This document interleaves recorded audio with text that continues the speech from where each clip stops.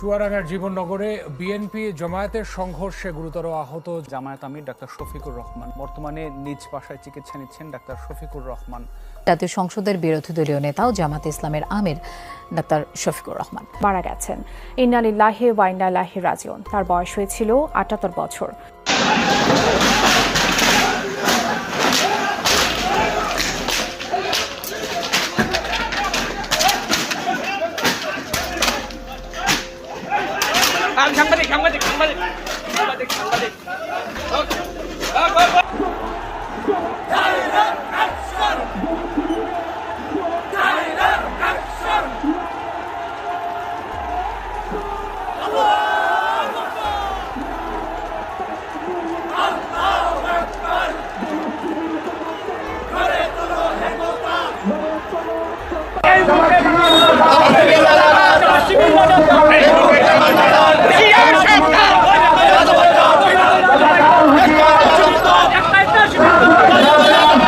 জামাত শিবির রাজাকার এই মুহূর্তে বাংলাচার, এটির কোনো অস্তিত্বই থাকবে না বাংলাদেশে। জামাত শিবির এনসিপি এটির কোনো অস্তিত্বই থাকবে না।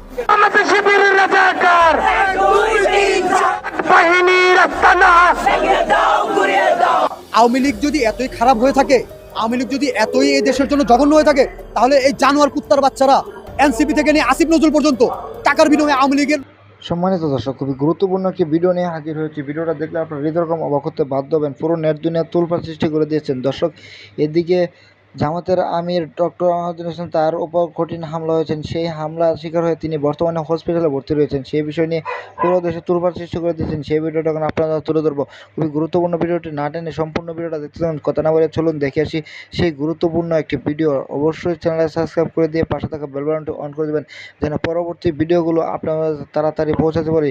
দর্শক, কথা না বলে চলুন দেখে আসি সেই গুরুত্বপূর্ণ ভিডিওটি। জামাত শিবিরের নেতাকর্মীরা শাপলা চত্বরের দিকে এগিয়ে যাচ্ছে, শাপলা চত্বরের দিকে এগিয়ে যাচ্ছে। দর্শক, আপনাদের সেখান থেকে সরাসরি দেখানোর চেষ্টা করছি।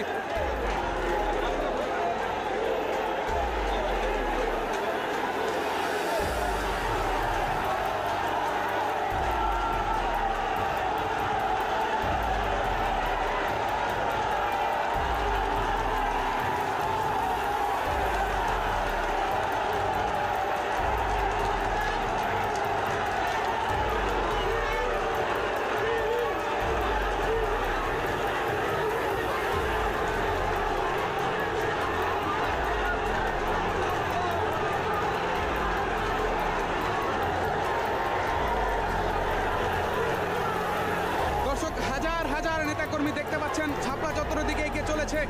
পুলিশের যে ব্যারিকেড ছিল, সেই পুলিশের ব্যারিকেড ভেঙে কিন্তু হাজার হাজার নেতাকর্মী কিন্তু এগিয়ে চলেছে শাপলা চত্বরের দিকে। আমরা দেখতে পাচ্ছি পুলিশ শুধুমাত্র নীরব দর্শক ভূমিকা পালন করা ছাড়া এখন কোনো অবস্থানে নিচ্ছে না। সেখান থেকে আপনাদের সরাসরি দেখানোর চেষ্টা করছি। হাজার হাজার নেতাকর্মী কিন্তু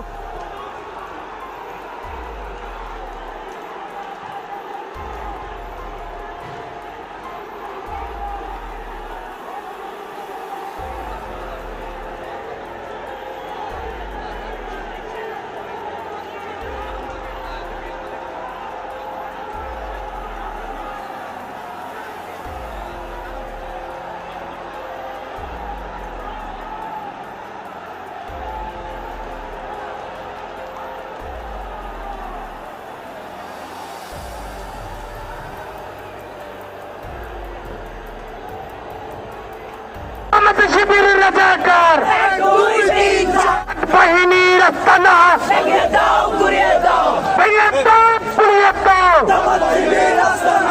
মুক্ত বাহিনীর আস্তানা ভেঙে দাও, গুড়িয়ে দাও, ভেঙে দাও, গুড়িয়ে দাও, এক, দুই, তিন, চার, ওই জামাতে শিবিরের রাজাকার, এক, দুই, তিন, চার, সুমন্নার সামলা ওই তুলে নিব আমরা, ওই রাজাকারের সামলা ওই তুলে নিব আমরা।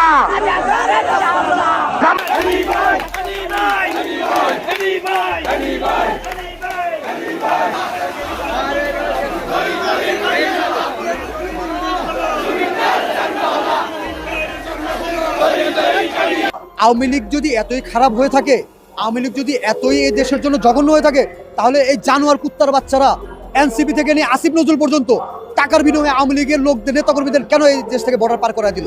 অতএব এরা উপরেও বাতাস খায়, এরা নিচেও বাতাস খায়, এরা ডাইনে থেকেও টাকা খায়, এরা বাদিক থেকেও টাকা খায়।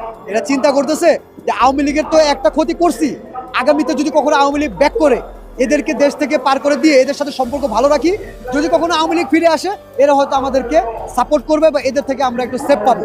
কিন্তু মনে রাখবেন, এই দেশের আওয়ামী লীগও যেমন এদের কখনো মানে মন থেকে জায়গা দিবে না, এদেরকে সেফ এক্সিট দিবে না, বাংলাদেশের জনগণও কখনো দেবে না। আওয়ামী লীগ আসবে, ইনশাল্লাহ আসবে, এদেরও বিচার হবে, পুলিশ হত্যার বিচারও হবে, এবং এরা যতগুলো অপকর্ম করছে, এরা যে রাজাকার ছিল, আগামীতে ইনশাল্লাহ এদের রাজাকারের ট্যাগ এদের পেতে এমনভাবে মানে সিলেদের ভিতরে পড়বে যে আগামী 200 বছরও এদের রাজাকারের সিলেরা বুঝতে পারবেন ইনশাল্লাহ। এটা আমার দৃঢ় বিশ্বাস।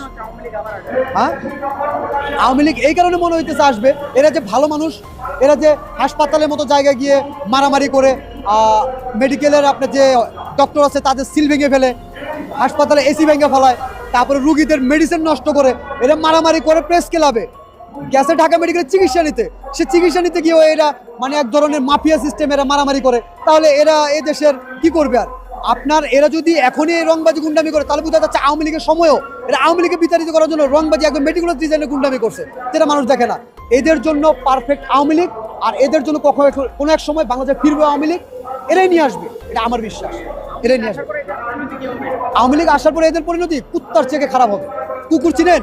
রাস্তায় একটা কুকুরকে মারলে আরেকজনে এসে বাধা দেয়, এটা বোবা জানোয়ারকে আপনি কেন মারেন? কিন্তু ইনশাল্লাহ এদেরকে মারলে এটা কুকুরের সামনে আসবে না যে ভাই একে মারিস, এটা কুকুরের চেয়ে অতভাবে মার খাবে। আমার হাতে তো মার খাওয়ার জন্য ধরছিল, আমার হাতে মার খাওয়ার জন্য ধরছি, কারণ আমি মারিনি এই কারণে যে এরা আমার উপরে হাত উঠায় না। এরা যদি আমার উপরে হাত উঠায় অবশ্যই আমি তার উপরে হাত উঠাবো, কারণ আমি আল্লাহ ব্যতীত কাউকে ভয় পাই না। এরা 100 জন না একজন, ওটা আমার দেখার বিষয় না। আমার উপরে কেউ হাত উঠাবে, আমিও তাকে হাত উঠাই দেবো। আমি সেদিন ঢাকা মেডিকেলে তাকে সরাসরি প্রশ্ন করছি যে আপনারা মারামারি করবেন, বাইরে গিয়ে মারামারি করেন, এটা ইমার্জেন্সি, এখানে প্রত্যেকটা রুগী আসে তার ইম্পর্টেন্ট চিকিৎসা নেওয়ার জন্য, আপনার ইমার্জেন্সি থেকে বের হয়ে বাইরে গিয়ে মারামারি করেন। এই কথা বলাতে আমারে বলতেছে আওয়ামী লীগের দালাল। যদি অন্যের ভিতরে কথা বললে আওয়ামী লীগের দালাল হয়, অন্যায় দেখলে প্রতিবাদ করা যদি আওয়ামী লীগের দালাল হয়, ঠিক আছে আমি আওয়ামী লীগের দালাল। কিন্তু আমি বলতে চাই, যদি আমি আওয়ামী লীগের দালাল হয়ে থাকি, তাহলে এরা তো বাংলাদেশকে বিক্রি করার দালাল। এই এনসিপি তো। সম্মানিত দর্শক, আপনারা তো সম্পূর্ণ ভিডিওটা দেখলেন। দর্শক, ভিডিওটা দেখে বুঝতে পারলেন যে জামাতের আমির সাহেবকে কীভাবে মারপিট করা হয়েছে এবং সেই মারপিটের কারণ কী এবং কেন তাকে গণপিটুনি দেওয়া হয়েছে, সেই বিষয় নিয়ে পুরো দেশে তোলপাড় সৃষ্টি করে দিয়েছেন। সেই ভিডিওটা আপনারা তুলে ধরছি। দর্শক, ভিডিওটি ভালো লাগলে লাইক কমেন্ট শেয়ার করে দেবেন। চ্যানেল নতুন অবশ্যই চ্যানেলটা সাবস্ক্রাইব করে দিয়ে পাশে থাকা বেল বাটনটা অন করে দেবেন। ভালো থাকবেন, সুস্থ থাকবেন, দেখা হবে পরবর্তী ভিডিওতে।